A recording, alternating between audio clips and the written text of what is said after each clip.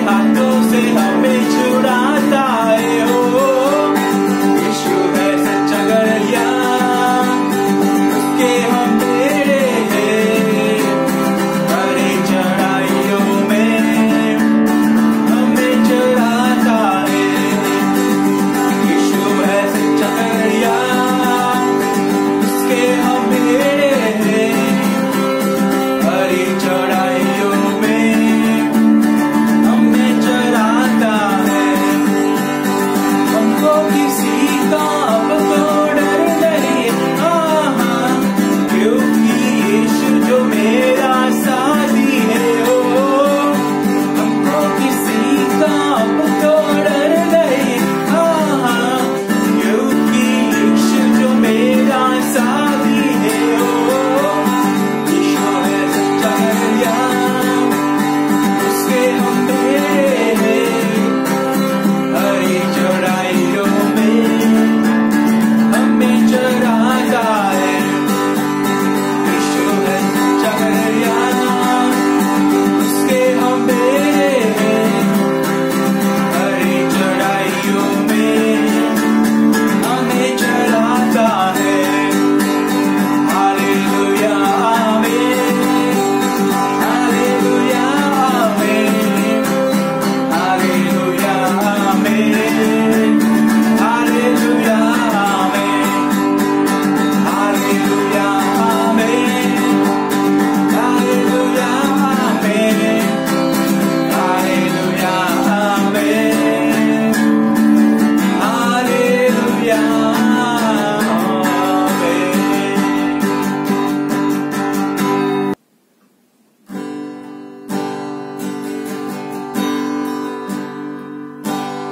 यीशु मसीह तेरे जैसा है कोई नहीं।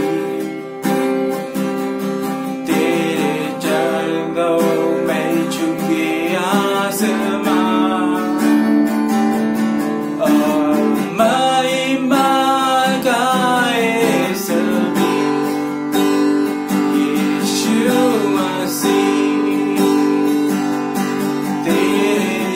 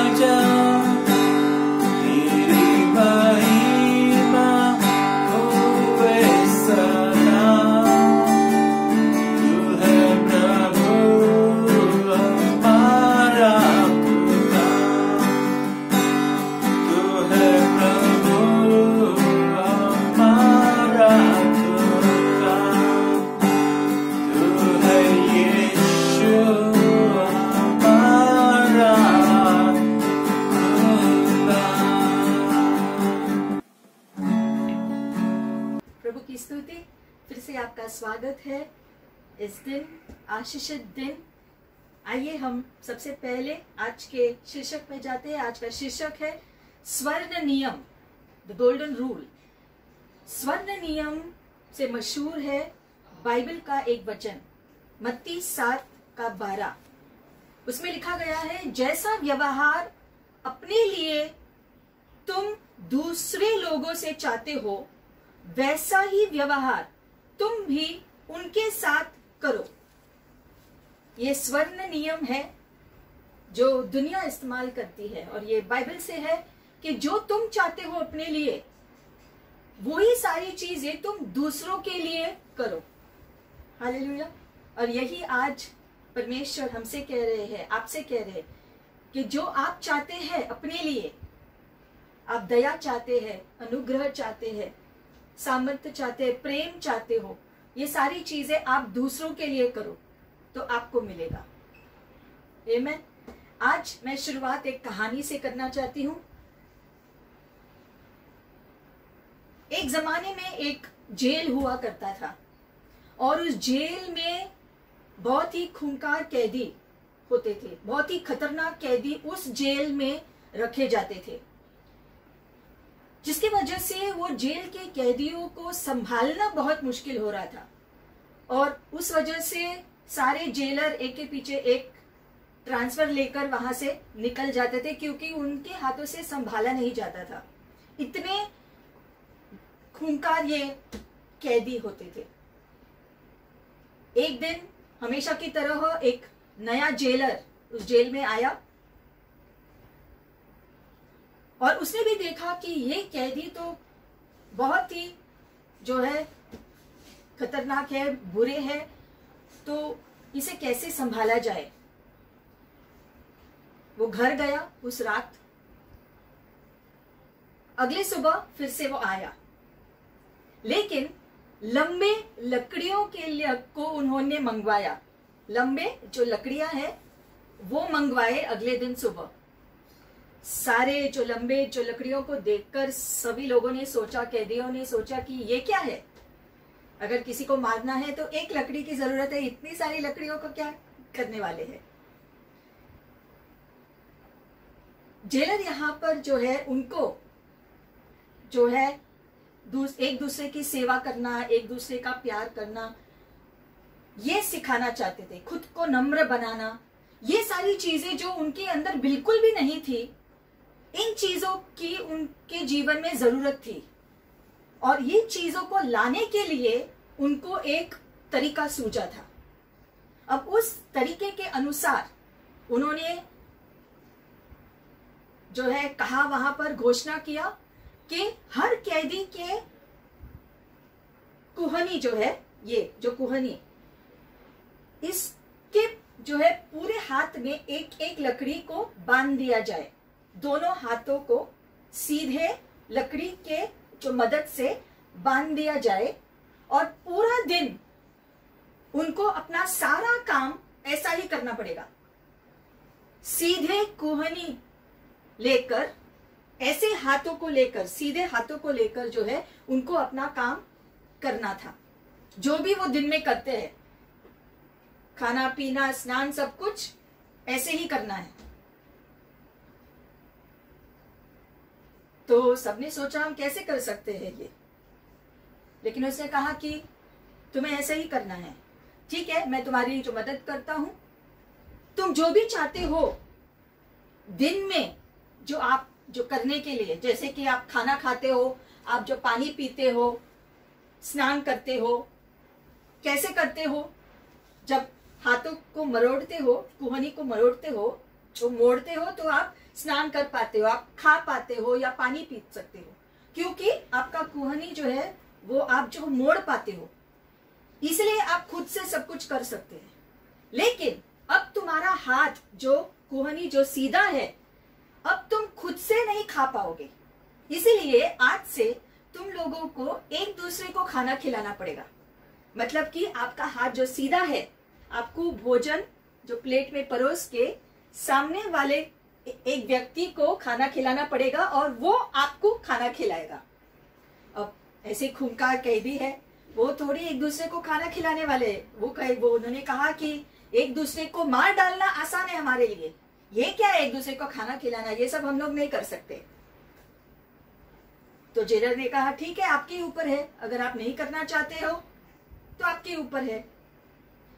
उस दिन किसी ने खाना नहीं खाया, ऐसे ही भूखे सो गए, बिना खाना पीना, बिना स्नान किए ऐसे ही सो गए। लेकिन बहुत भूख लगी थी उनको, तो क्या करे। एक दिन बीता, 2 दिन बीते, तीसरे दिन वो आए, सुबह में प्लेट लिया हाथों में और एक दूसरे के लिए खाना परोसा और एक दूसरे को खाना खिलाया, एक दूसरे को जो पानी के लोटे से पानी पिलाया और एक दूसरे को स्नान दिलाया। इससे जेलर ने उनको कहा था कि तुम्हारा काम जो बन जाएगा, तुम दूसरों के लिए करो, वो तुम्हारे लिए करेगा। तो अगर तुम्हें एक काम करना है, खाना खाना है, तो तुम वहां जाओ और किसी को खाना खिलाओ और वो बदले में आपको खाना देगा। आप किसी को पानी पिलाओ, वो बदले में आपको पानी पिलाएगा। आप किसी को स्नान कराओ, वो तुम्हें स्नान कराएगा। अब ये जो उन्होंने शुरू किया, काफी दिन जो बीत चुके, महीने बीत चुके, धीरे धीरे उनको इसका आदत हो गया।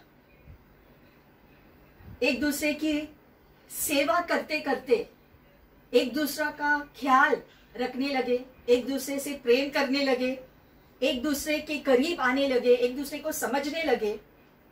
और पूरा जो वातावरण जो पहला नरक जैसा था, अब इस प्यार की वजह से, एक दूसरे के लिए चिंता की वजह से स्वर्ग जैसा वातावरण हो गया।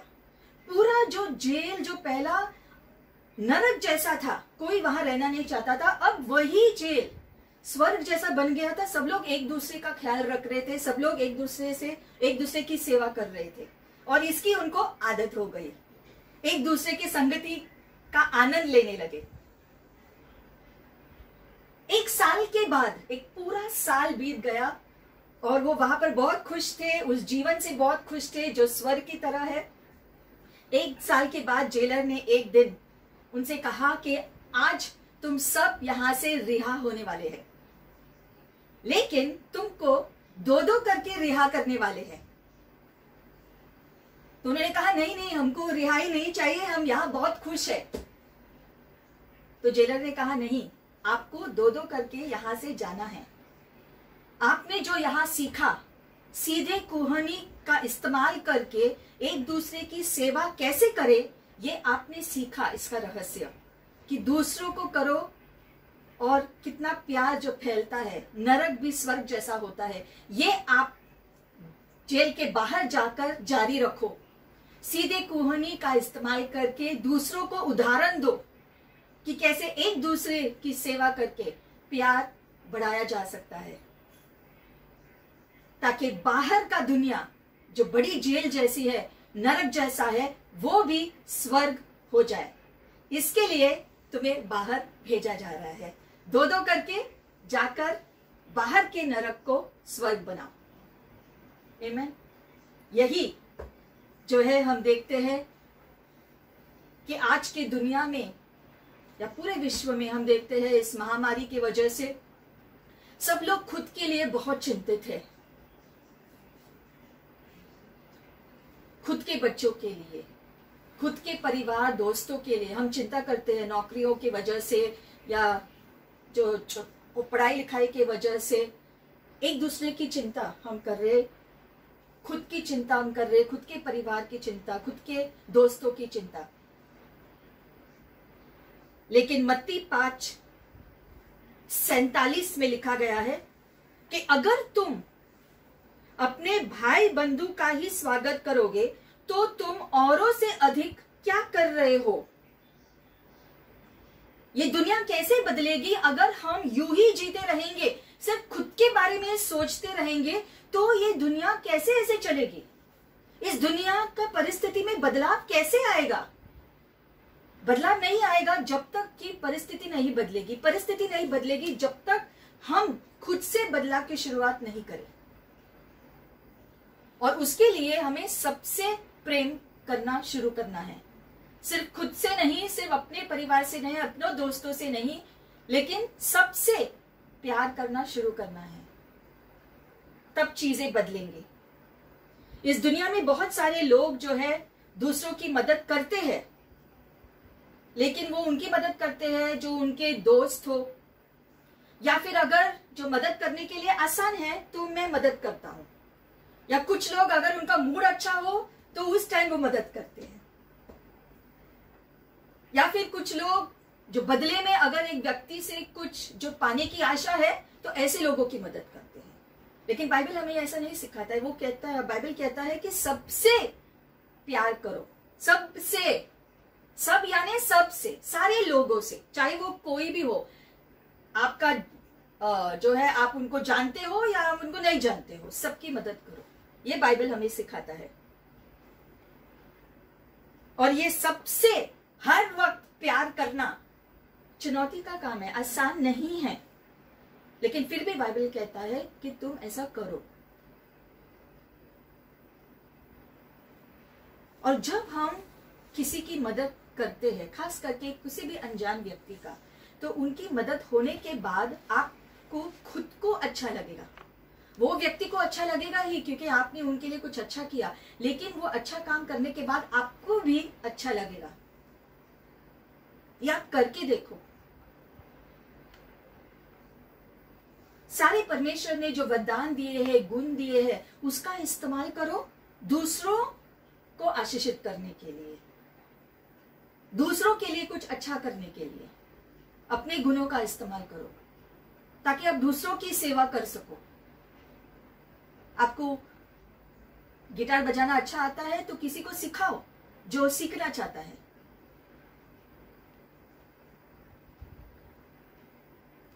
लूका 10 में यीशु ने हमें 2 आज्ञाएं दी है, सिर्फ 2।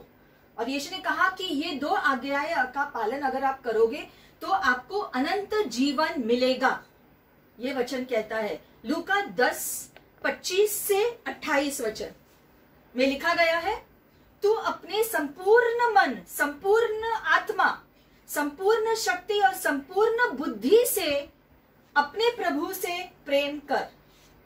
पहला, परमेश्वर से प्रेम करो जिसने आपको बनाया। दूसरी आज्ञा, और अपने पड़ोसी से वैसे ही प्यार करो जैसे तू अपने आप से करता है।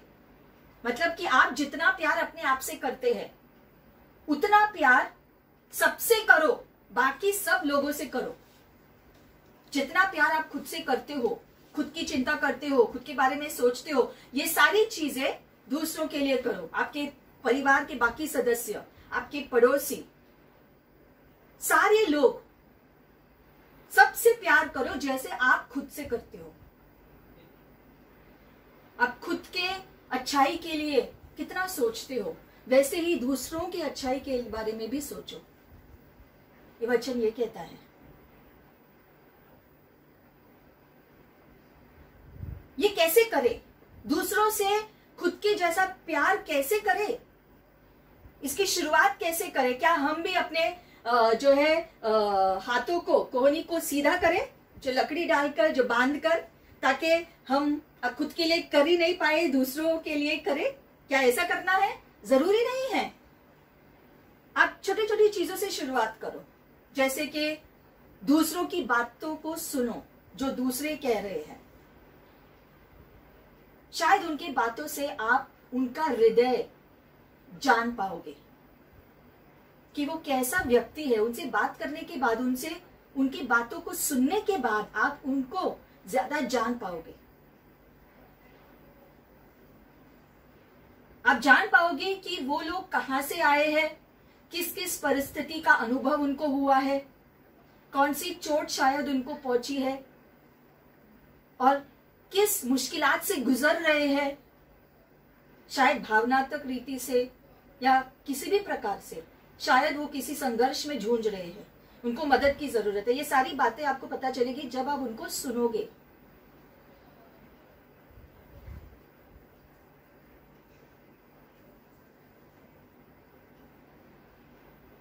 अगली बात, आप खुद के चोट को बाहर फेंक दो। इस दुनिया में ऑलमोस्ट सभी लोगों को चोट पहुंचा है किसी ना किसी प्रकार से, और इस वजह से, इस चोट की वजह से लोगों ने खुद को जैसे एक ढांचे के अंदर जो बंद कर दिया है, खुद को सुरक्षित रखने के लिए, ताकि और चोट उनको ना मिले। लेकिन अगर दुनिया के सारे लोग ऐसे ढांचे के अंदर बंद रहेंगे तो ये चोट का चक्र कैसे रुकेगा? अगर सब लोग ढांचे के अंदर रहेंगे, ऐसा ही जीवन चलता रहेगा। हमें उस ढांचे के बाहर निकलना पड़ेगा, और यही वचन कहता है कि तुम कदम लो। तुम्हें कदम लेना है उस ढांचे से बाहर निकलने के लिए। आप अच्छा करने का शुरुआत करो, आप दूसरों को माफ करो, आप दूसरों पर दया दिखाओ। अगर आप रुके रहेंगे कि दूसरे करें, तो सब लोग अगर ऐसे करेंगे तो ये जीवन बस ऐसे ही चलता रहेगा, बदलाव आएगा नहीं। आपको खुद से बदलाव शुरू करना है।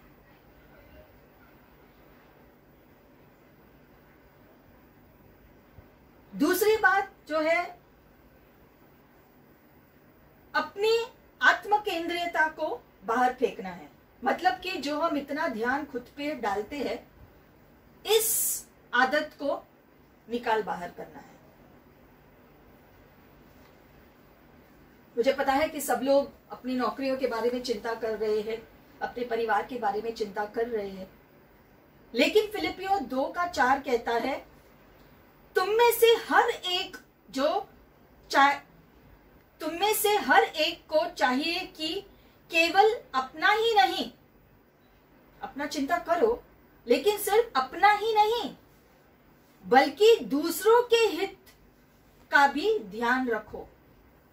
हम ये नहीं कह रहे हैं कि आप अपने परिवार के बारे में मत सोचो, खुद के बारे में मत सोचो, लेकिन दूसरों के बारे में भी सोचो। दुनिया सिर्फ अपने बारे में ही सोच कर बैठी हुई है। अब दूसरों को जो है अपना ध्यान दो, दूसरों के बारे में सोचो, दूसरों के लिए कुछ करो, तब बदलाव आएगा।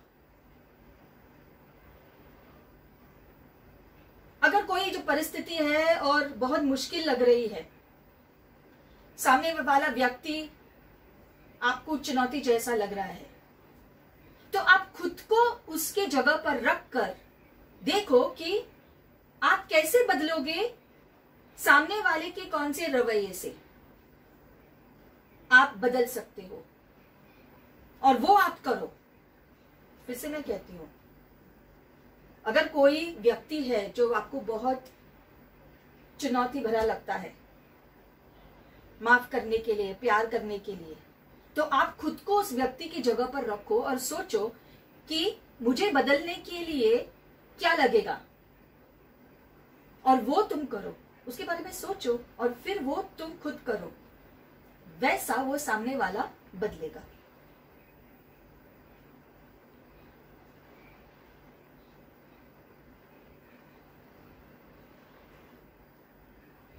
अगर आप चाहते हो कि जब आप बूढ़े हो जाओगे तो लोग आपका कैसा ख्याल रखे, ये आपकी इच्छा है, वैसा ही आप दूसरे बूढ़े लोगों का ख्याल रखो जो उम्र में ज्यादा है।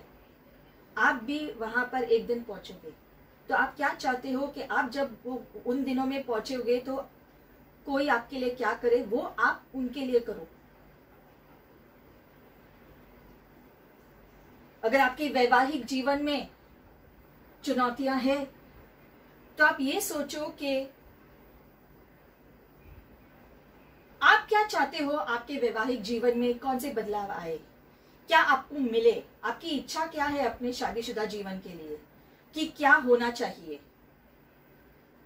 कोई आपके शादीशुदा जीवन को अच्छा करने के लिए किसी को क्या करना है, अब वही बात आप खुद करो और बदलाव आएगा। इसमें आपको ये नहीं कहना है कि अरे अगर उसने ऐसा किया होता तो मैं भी करता, लेकिन मैं उसके पास गया लेकिन वो नहीं माना। ये अगर और लेकिन जैसे शब्द निकाल दो अपने जीवन से। बाइबल में लिखा है आपको ऐसा करना है तो आपको करना है। ये अगर या लेकिन मगर ये सब कुछ निकाल बाहर करना है। आपको बस वचन का आज्ञा पालन करना है। मत्ती 5:38 और 39 में लिखा गया है, तुमने सुना है, कहा गया है, आंख के बदले आंख और दांत के बदले दांत, किंतु मैं तुमसे कहता हूं, यदि कोई तेरे दाहिने गाल पर थप्पड़ मारे तो दूसरा गाल भी उनकी तरफ कर देना। ये क्या कह रहा है कि दूसरे लोग जो भी करे आप उनको क्षमा कर दो, उनको अपने से दूर मत करो। वो जिन्होंने जैसा किया है उनको वैसा ही व्यवहार मत दो। उन्होंने आपके साथ बुरा किया है तो मैं भी उसके साथ बुरा ही करूंगा, नहीं। बाइबल कहता है उनको क्षमा कर दो। बाइबल ये कह रहा है इस वचन में कि उन्होंने जो हानि पहुंचा है उसकी वजह से उनको अपने जीवन से बाहर नहीं निकालो, अपने पास रखो, उनके लिए प्रार्थना करो। वचन में लिखा गया अपने शत्रु के लिए प्रार्थना करो, जो आपको सता रहे हैं उनके लिए प्रार्थना करो, उनसे प्यार करो। ये वचन सिखाता है हमसे। मत्ती 6:14 और 15 कहता है, दूसरों को क्षमा करो जैसे आप चाहते हो कि आपको क्षमा किया जाए। अगर आप दूसरों को क्षमा नहीं करोगे तो आपके अपराध भी क्षमा नहीं किए जाएंगे। अगर आपने दूसरों को क्षमा नहीं किया तो आपके पाप भी क्षमा नहीं किए जाएंगे। हम जो है खुद के लिए एक क्षमा बहुत जल्दी चाहते हैं कि मैंने कोई गलती की तो तुरंत कोई मुझे माफ करे, लेकिन अगर कोई दूसरा गलती करता है तो उनको क्षमा करने के लिए हम इतना समय क्यों लगाते हैं? हम चाहते हैं कि हमने जब गलती की तो दूसरे हमें तुरंत क्षमा करे। तो अगर आप ऐसे चाहते हैं तो आप भी जब दूसरे गलती करते हैं तो उनको भी तुरंत क्षमा करो। ये वचन कहता है कि जैसे तुम चाहते हो अपने लिए वैसे तुम दूसरों के लिए करो। जीवन एक बगीचे की तरह है, आपको बस अच्छाई करते रहना है। फल कब मिलेगा इसकी चिंता मत करो, आपको वो फल मिलेगा, क्योंकि एक बीज जब आप जमीन में डालते हो एक दिन वो उगता है और वो पेड़ बनता है और वो एक बीज के बदले आपको इतने सारे फल मिलते हैं।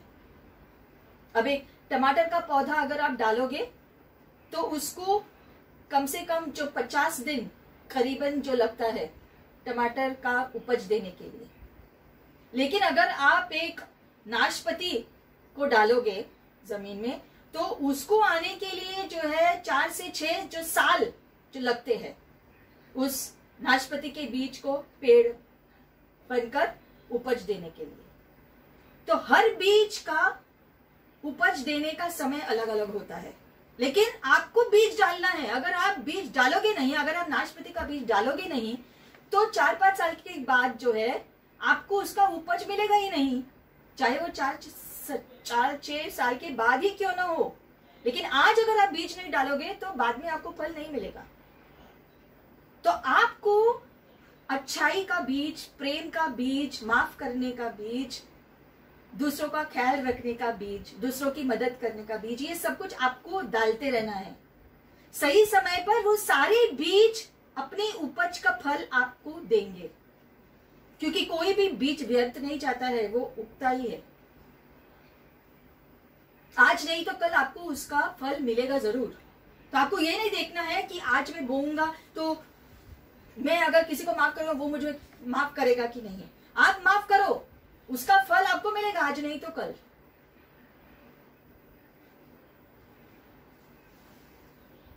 लेकिन हमें जो फास्ट फूड की आदत हो गई है, जल्दी जल्दी खाना, जाकर एक बर्गर खा लिया, भूख लगा तो, हमें रुकने की आदत नहीं है। परमेश्वर ने प्रकृति में पेड़ों से, बीज फलों से हमें ये सीख दिया है कि तुम बीज डालते जाओ और उसकी उपज तुम्हें सही समय पर मिलेगा, जरूर मिलेगा, क्योंकि आपने बीज बोया है तो उसको ऊपर आना ही है, उसको उगना ही है। एक ना एक दिन, आज नहीं तो कल आपको उसका उपज मिलेगा ही। आप अच्छा काम करते जाओ, जो बाइबल कहता है वैसे आप करते जाओ। आपको अगर मगर ये नहीं सोचना है कब किधर, आपको बस करना है। जो वचन कहता है वो आपको करना है, और उसका उपज, उसका फल आपको मिलेगा, आज नहीं तो कल। गलातियों का 6 अध्याय 7 और 9 कहता है, जो जैसा बोएगा वैसा ही काटेगा। आओ हम भलाई करते कभी न थके, क्योंकि यदि हम भलाई करते ही रहेंगे तो उचित समय आने पर हमें उसका फल मिलेगा, हमें उसका फल मिलेगा। आमीन। हम सब इस दुनिया में रहते हैं, एक साथ इस जीवन को जीते हैं। ये जीवन एक झरने की तरह है। इस पानी में अगर आप बुरी चीजें डालोगे, कचरा वगैरह फेंकोगे उस पानी में, तो वही पानी जो दूसरे पीने वाले हैं, आप भी उसी पानी से पीने वाले हो, तो उसमें गंदगी मत डालो। सही है? वैसे अगर पानी में अच्छी चीजें डालेंगे उसको शुद्ध करने के लिए, अच्छी चीजें डाल किसी चीज में डालोगे तो वो दूसरों के लिए भी अच्छा होगा और आपके खुद के लिए भी अच्छा होगा, क्योंकि हम सब उसी झरने का पानी पीते हैं, उसी जीवन को जीते हैं एक साथ। इस एक दुनिया में हम सब जी रहे हैं। इस दुनिया में अच्छी चीजें करो, बुरी चीजें नहीं, क्योंकि जो आप बोओगे वो ही काटोगे। वचन कहता है, मैं नहीं। आप अच्छा बीज बो और आपको अच्छा फल मिलेगा। बुरा बीज बोओगे तो कुछ नहीं मिलेगा।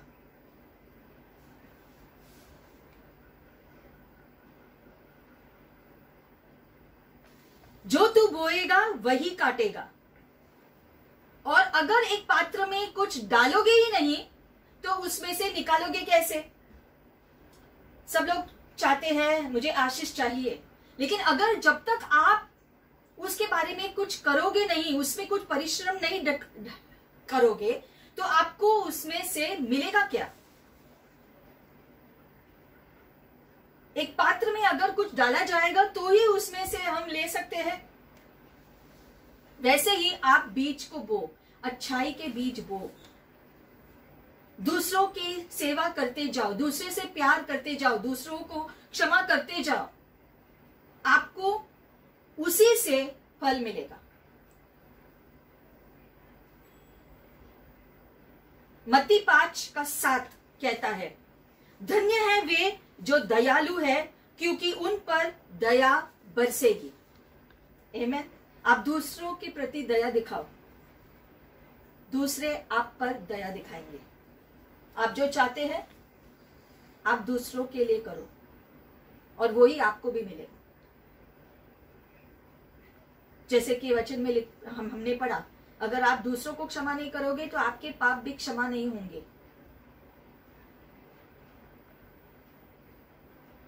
तो जो आप दूसरों को नहीं देना चाहते, खुद के लिए कैसे अपेक्षा रख सकते हैं? आपको नहीं मिलेगा। अगर आप बोओगे तो ही आप काटोगे।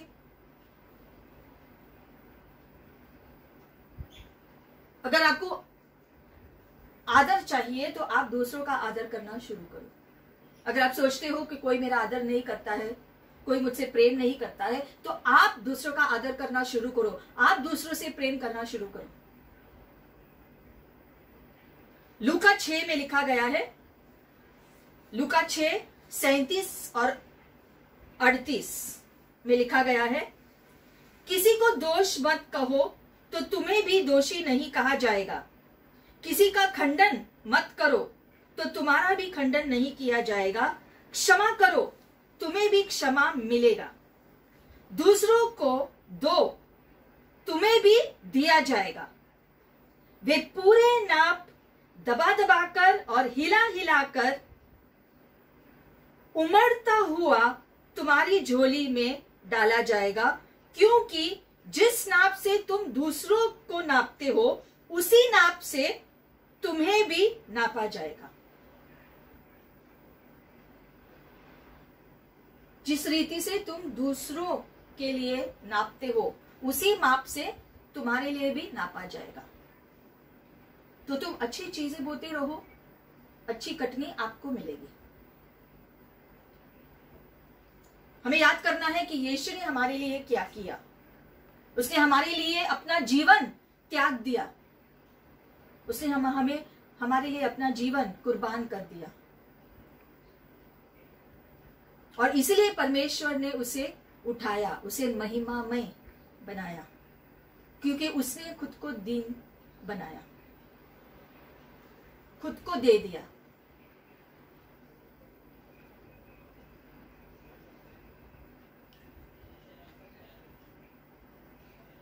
पिता ने एक पुत्र को भेजा क्रूस पर जाकर मरने के लिए, ताकि पिता को बहुत सारे बच्चे मिले, यानी कि आप और मैं।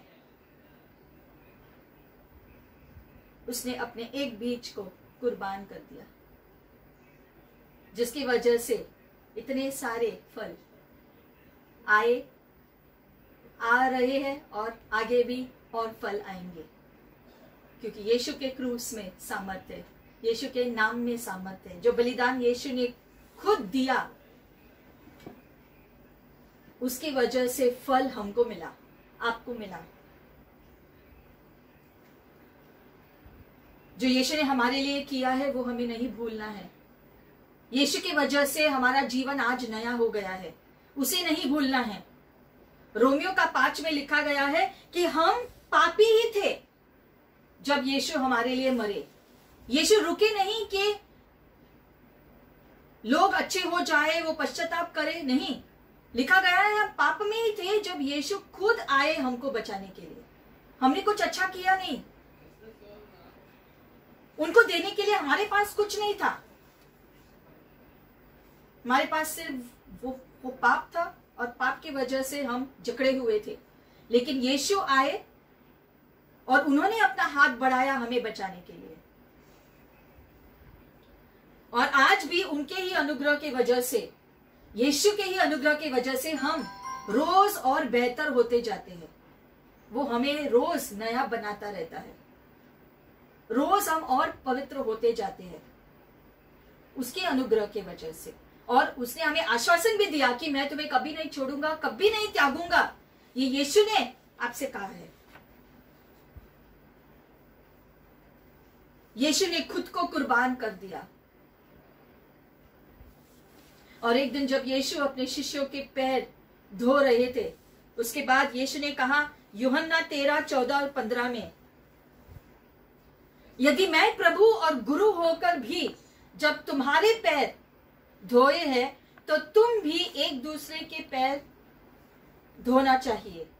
मैंने तुम्हारे सामने एक उदाहरण रखा है ताकि तुम दूसरों के साथ वही करो जो मैंने तुम्हारे साथ किया है।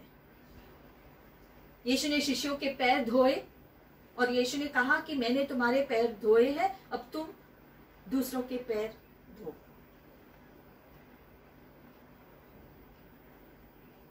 यीशु ने हमारे बारे में सोचा जब हमने उसके बारे में नहीं सोचा। आज हमें दूसरों के बारे में सोचना है, चाहे वो हमारे बारे में सोचे या नहीं। यूहन्ना 15:9 और 12 में लिखा गया है, जैसे परमपिता ने मुझसे प्रेम किया है, यीशु कहते हैं, जैसे परमपिता ने मुझसे प्रेम किया है, मैंने भी उसी प्रकार से तुमसे प्रेम किया। यीशु क्या कहते हैं? मेरे पिता ने मुझसे जैसा प्यार किया है वो ही प्यार मैंने तुमसे किया। अब जैसा प्यार मैंने तुमसे किया है वो ही प्यार तुम एक दूसरे से करो। वो प्यार कहां से आता है? ये दुनिया का प्यार नहीं है, ये पिता का प्यार जो पिता ने यीशु से किया, यीशु ने हमसे किया। और यीशु कहते हैं कि यही प्यार अब आप एक दूसरे से करो। ये सिर्फ परमेश्वर का प्यार ही कर सकता है। इस स्तर का प्यार सिर्फ परमेश्वर के प्यार के द्वारा ही हम कर सकते हैं। दुनिया के प्यार में ये सारे गुण नहीं है। ये सारे गुण सिर्फ परमेश्वर के प्यार में मौजूद है। और परमेश्वर ने अपने प्यार को प्रकट किया अपने पुत्र को देकर, ताकि जो कोई भी उसमें विश्वास करेगा उसका नाश नहीं होगा, लेकिन अनंत जीवन वो पाएगा। बस विश्वास करने से परमेश्वर का प्यार हमारे हृदय में आ बसता है, हमें उद्धार मिलता है, हमारे सारे पाप उसके लहू से शुद्ध हो जाते हैं और हमें अनंत जीवन का आश्वासन मिलता है। सिर्फ विश्वास करने से हमें पापों की क्षमा मिलती है और स्वर्ग में हमारा नाम लिखा जाता है। इतना प्यार परमेश्वर ने किया कि अपने इकलौते पुत्र को भेजा क्रूस पर जाने के लिए, इतने सारे संकट झेलने के लिए, दर्द झेलने के लिए, शर्म झेलने के लिए भेजा यीशु को।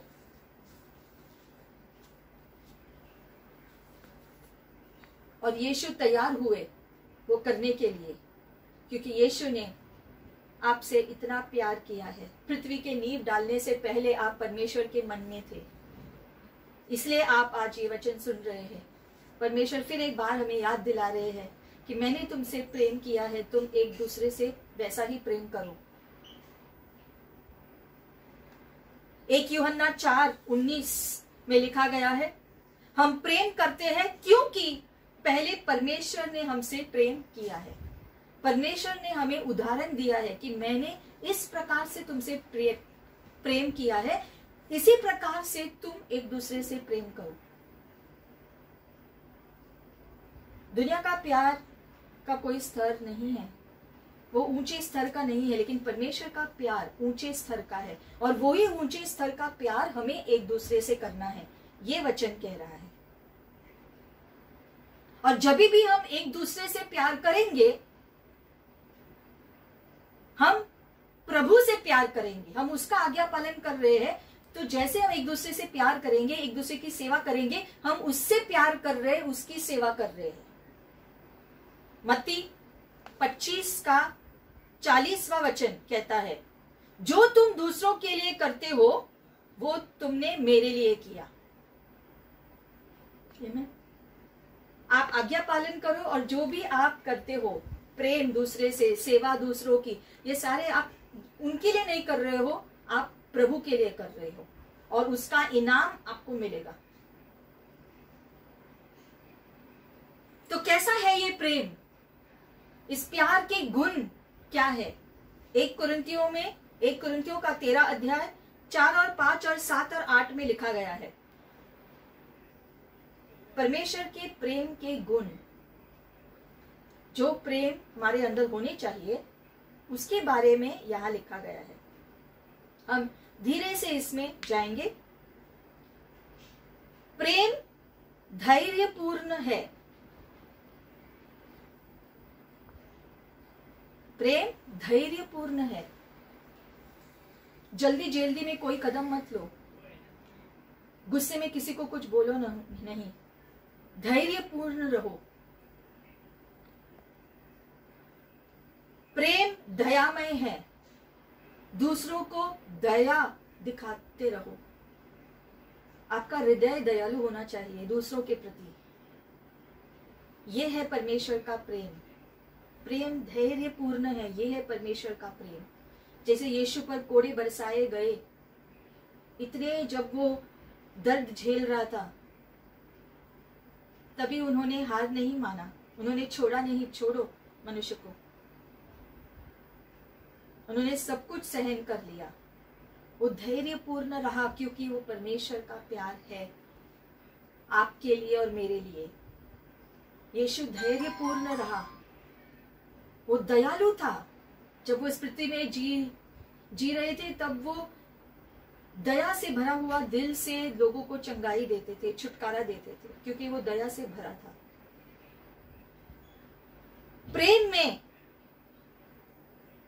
ईर्ष्या नहीं होती। अगर आप परमेश्वर के प्रेम के अनुसार जीवन जीना चाहते हो, तो एक दूसरे की ईर्ष्या करना बंद करना है, बल्कि एक दूसरे के लिए आशीष बनो, एक दूसरे के खुशियों में शामिल हो जाओ, एक दूसरे के गम में भी शामिल हो जाओ।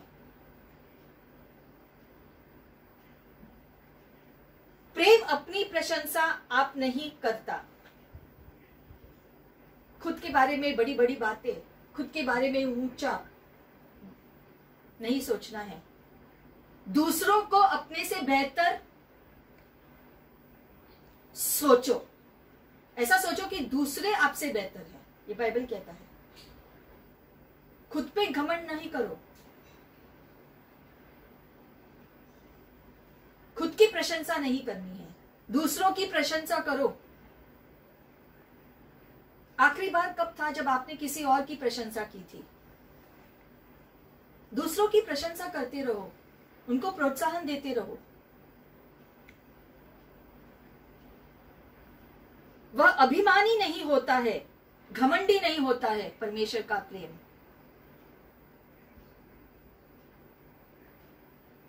हमें खुद को नम्र बनाना सिखाना है। वह अनुचित व्यवहार कभी नहीं करता। वह स्वार्थी नहीं है, खुद के बारे में नहीं सोचता है। परमेश्वर का प्रेम दूसरों के बारे में सोचता है। इसलिए परमेश्वर ने जो है ये नहीं सोचा कि मेरे बेटे को इस सारे कठिनाई से, दर्द से, शर्म से गुजरना पड़ेगा। यीशु ने खुद के बारे में नहीं सोचा। हालांकि जब पिता ने उनसे कहा कि ये सब, उनको दिखाया कि ये सब आपको झेलना है धरती के इस शरीर में रहकर, तब यीशु ने कहा ये बहुत कठिन है, हो सके तो ये प्याला निकाल दो प्रभु, लेकिन मेरी इच्छा नहीं, आपकी इच्छा पूरी हो। और परमेश्वर की इच्छा थी कि यीशु क्रूस पर जाए, और यीशु ने परमेश्वर की इच्छा को अपनाया।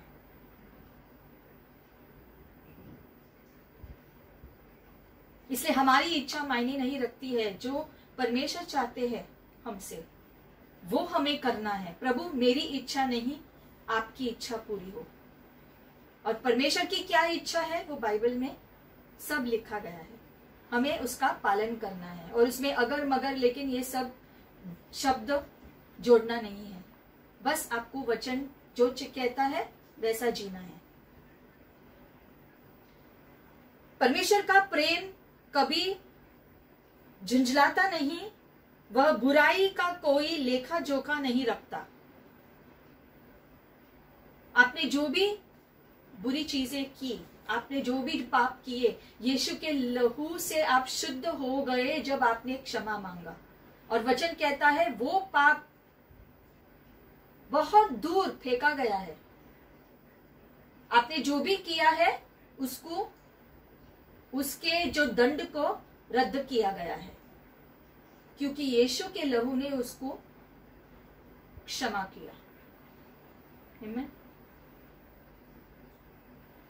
इसलिए चाहे जितने भी अपराध या कितना भी बुरा व्यवहार हमने किया हो, बस दिल से प्रभु से क्षमा मांगने से प्रभु यीशु का लहू हमें शुद्ध कर देगा। अगर आपको लगता है कि आपने कोई अपराध किया है जो बहुत ही गंभीर था, और अगर आप उसके दोष के दबाव के नीचे हो, तो आज आप ये जान लो कि आप बस क्षमा मांगो उन सब चीजों के लिए। यीशु से क्षमा मांगो कि आपने ये सारी चीजें की है, और आप उनसे क्षमा मांगो दिल से, मुंह से नहीं, दिल से। सिर्फ मुंह से कहने से नहीं होगा, आपको पूरे दिल से क्षमा मांगना है। प्रभु मुझे क्षमा करो, मैंने ये सारी चीजें की है, प्रभु मुझे पवित्र बनाओ। मैं ये सारी चीजें फिर से कभी नहीं करना चाहता। मैं पवित्र जीवन जीना चाहता हूं। प्रभु मेरी सहायता करो, मेरी ये कमजोरी है, प्रभु मेरी सहायता करो। मैं बदलना चाहता हूं, प्रभु मेरी सहायता करो। आप जो चाहते हैं वैसा मैं जीवन जीना चाहता हूं, प्रभु मेरी सहायता करो। ये अगर आप दिल से प्रार्थना करोगे तो प्रभु सुनेगा। आपके सारे पाप क्षमा कर दिए जाएंगे, जैसे कि आपने वो पाप किया ही नहीं। वो आपके पापों का लेखा कभी नहीं रखता। एक बार वो पाप धुल गए तो उसका लेखा जोखा नहीं है, सब साफ हो चुका। इसलिए वचन में लिखा गया है कि जब हम यीशु को स्वीकार करते हैं, उसको अपना प्रभु बनाते हैं, तो हमारा नया जन्म होता है। नया जन्म मतलब वो पुराना जन्म जो था, पुराना जीवन, वो खत्म हो चुका। नया जीवन हमने पाया है। ये नया जीवन है जो हम जी रहे हैं पवित्रता की कोशिश में।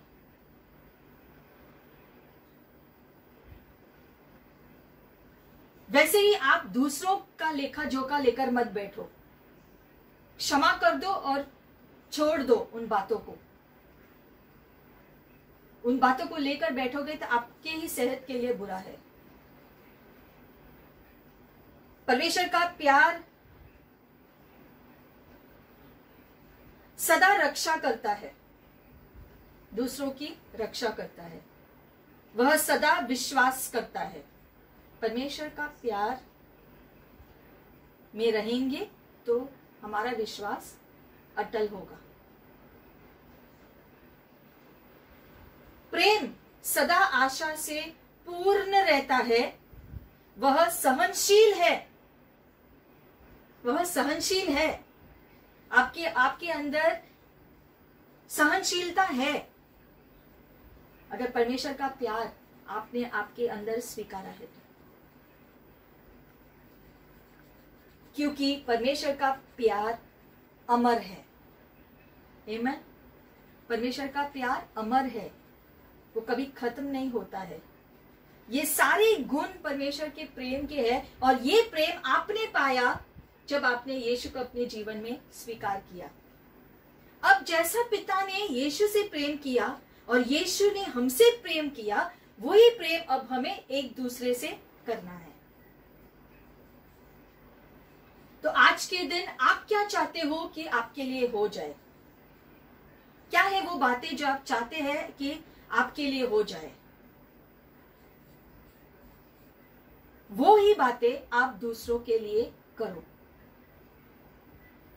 यह है वचन, जो स्वर्ण नियम है कि जो आप चाहते हो अपने लिए आज के दिन, वो ही सारी बातें आप दूसरों के लिए करो। जो आप बोओगे वही काटोगे। आमीन। आइए हम प्रार्थना करते हैं। परमेश्वर, आज के इस वचन के लिए हम धन्यवाद करते हैं प्रभु। आपने हमारे हृदय से बात किया है। धन्यवाद परमेश्वर के आपकी निगाहें हम पर है। धन्यवाद प्रभु, आपकी निगाहें आपके सारे बच्चों के ऊपर है और आप उनसे प्यार करते हो प्रभु। मैं प्रार्थना करती हूँ प्रभु, आपका प्यार भरा हाथों से प्रभु आप उनको स्पर्श करो और उनको आपके प्रेम से भर दो। परमेश्वर, मैं प्रार्थना करती हूँ प्रभु कि जो कोई लोग परमेश्वर जिनको चोट पहुंचा है, वो दूसरों को क्षमा कर पाए, उनकी सहायता करो प्रभु। वो सारे लोग जिन्होंने आपको चोट पहुंचाई, उनको क्षमा करो। इस समय क्षमा कर दो उनको। वचन कहता है आप क्षमा करो तो आपके पाप क्षमा हो जाएंगे। अगर आप दूसरों को क्षमा नहीं करोगे तो आपके पाप जो इतने हैं वो क्षमा नहीं होंगे। क्षमा कर दो सारे लोगों को जिन्होंने आपको चोट पहुंचाई है और उनसे परमेश्वर के प्यार द्वारा उनसे प्यार करो। आप प्रभु को कहो, प्रभु मैं उनसे प्यार करना चाहता हूं, मेरी सहायता करो प्रभु, ताकि मैं उनसे प्यार करूं, वो प्यार करूं जो आपने हमें सिखाया करने के लिए। प्रभु आप हमारी सहायता करो। जो आप चाहते हैं प्रभु, वो जीवन मैं जीना चाहता हूं।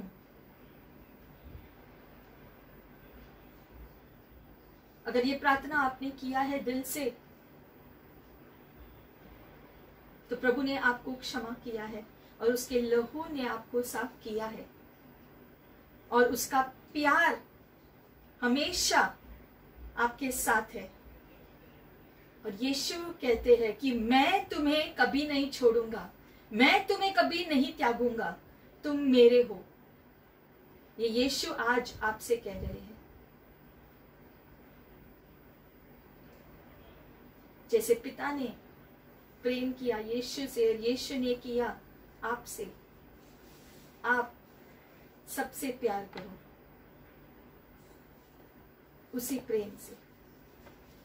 आज से, अभी से ये करना शुरू करो। जो आप चाहते हैं खुद के लिए, वो दूसरों के लिए करना शुरू करो। धन्यवाद प्रभु आपके उपस्थिति के लिए, आपके वचन के लिए, जो हमारे जीवन में फल लेकर आने वाला है। इसके लिए धन्यवाद प्रभु। पिता, इस समय के लिए धन्यवाद, आपके प्यार के लिए धन्यवाद, आपकी योजनाओं के लिए धन्यवाद। इस सारी प्रार्थना पिता यीशु मसीह के नाम से हम करते हैं। आमेन, आमेन, आमेन। प्रभु की स्तुति, परमेश्वर का आशीष आप सब पर रहे। हफ्ते भर उसकी कृपा दृष्टि, उसकी दया और शांति हमेशा आपके ऊपर बनाए रहे। प्रभु यीशु मसीह का बहुतायत आशीष आप पर और आपके परिवार पर आए, यीशु मसीह के नाम से। शालोम। फिर से मिलेंगे।